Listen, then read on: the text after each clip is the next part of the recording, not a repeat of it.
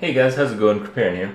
So I'm playing the Discharge a little bit now, and people are really curious about where the damage is coming from because they know I don't really have many DPS passives. I don't really have very much gear centered around increasing my damage, yet I can do this.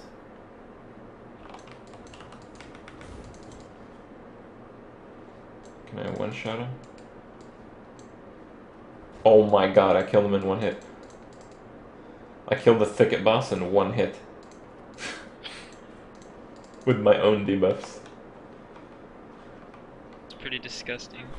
So all that damage comes from a tooltip of about 10k DPS, and people, often talk about, well, I have 10k DPS, I have 20k DPS, I can't kill that boss that fast, I can't one-shot the boss, but all in all, there's a lot of different mechanics that are at play that I think are very interesting and, compared to what most people think is the standard way to scale up damage, it's a little bit different. And as such, I think it's pretty important to explain exactly how everything works. So my discharge on my character is linked with chance to ignite because I don't really have any crit, elemental proliferation, so the chance to ignite can trigger across different targets, and those that have the chance successfully go through to ignite will proliferate to the targets that don't get ignited. And I also have fire pen, so I can go through some of the resists in case they are fire resistant, especially if they're curse immune. And I have the more standard stuff like life leech and some of the more interesting stuff like cold to fire, because my character uses 6 endurance charges and 4 frenzy charges. The frenzy charges give off cold, and I want to convert the cold into more fire. That's why I use cold to fire, and also because it doesn't increase the cost of the ability. So from the tooltip you can see that the damage of the ability is like 5,000 to 8,000. And normally this type of damage doesn't one-shot monsters. In fact, it's pretty good, but people have seen a lot higher damage, especially damage that's done through critical hits, and my build doesn't have any. Typically, when a lot of people have very, very high DPS builds, they have it from scaling crit strikes along with crit multiplier, thus multiplying their damage many, many fold, and they probably die to reflect, and they probably don't have enough survivability, and they're probably on standard, and they like to go around the interwebs showing how much damage they do. Well, my tooltip is not very impressive at all, but the killing speed is. So this is what's going on with my character.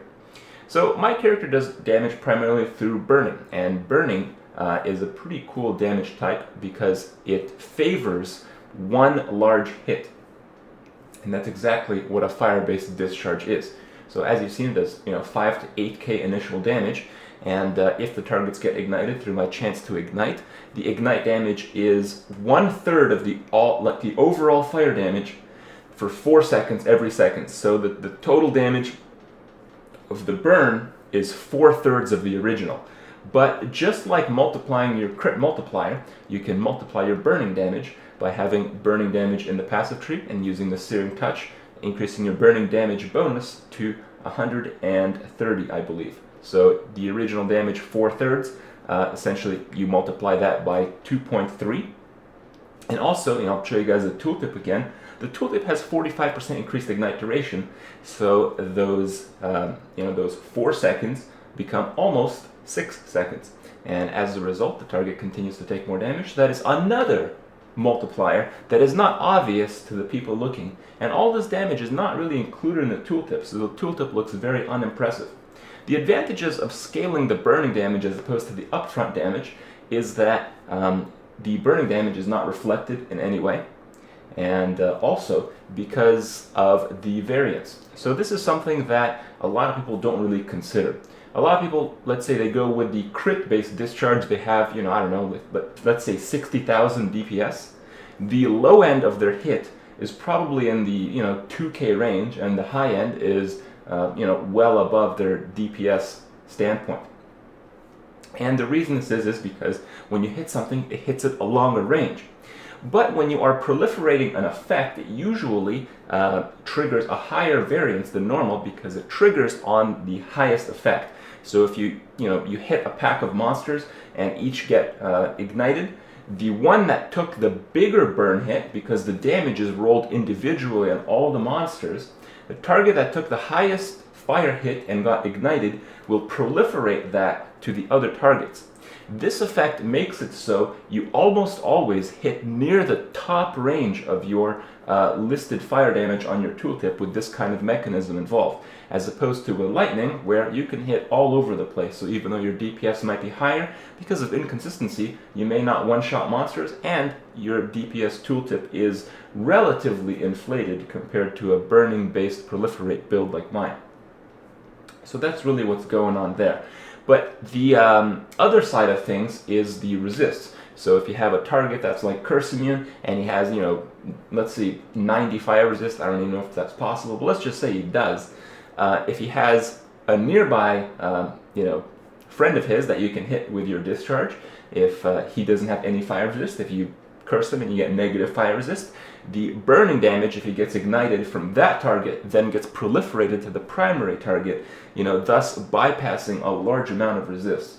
So even though this way of doing Discharge is really bad, exclusively single target, if you gather enough crappy monsters near the super tanky monster, this super tanky monster will die almost at the same rate of the others around him. So that's some really cool stuff to scale damage. Burning damage is really flexible, especially when combined with critical multiplier, if you do want to take that route. But for me, I just like the non-crit version, so I don't kill myself against Reflect. But there are some other builds out there that take advantage of both and have some surprisingly high damage that I think some people haven't really fully explored in Path of Exile.